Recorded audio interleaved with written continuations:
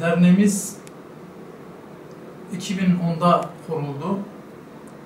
Tamamen gönüllülerden oluşan, Allah rızası için çalışıp çabalayan insanlardan meydana gelen bir hayır kurumudur. Dernek Nuh Eğitim, Kültür, Sağlık ve Dayanışma Derneği olarak, yani toplumun ihtiyacının olduğu her şeyi gidermeye çalışan, onun için çaba gösteren bir dernek.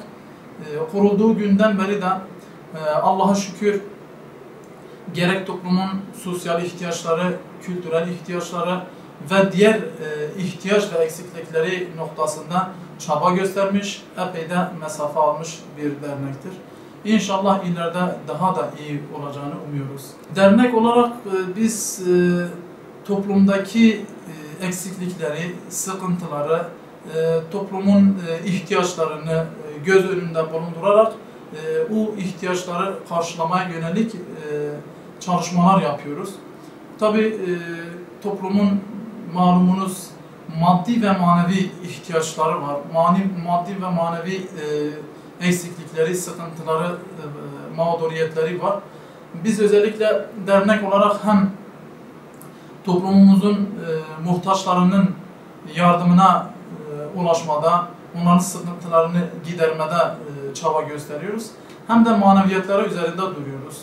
Yani dernek olarak haftalık düzenli olarak kültürel, dini sohbetlerimiz var.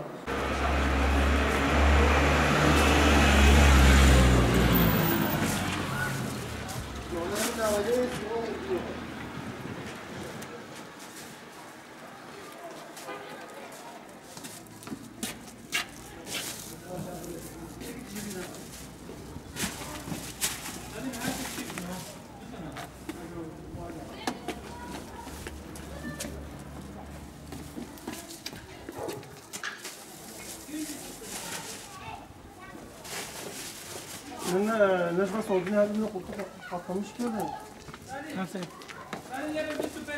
Tamam.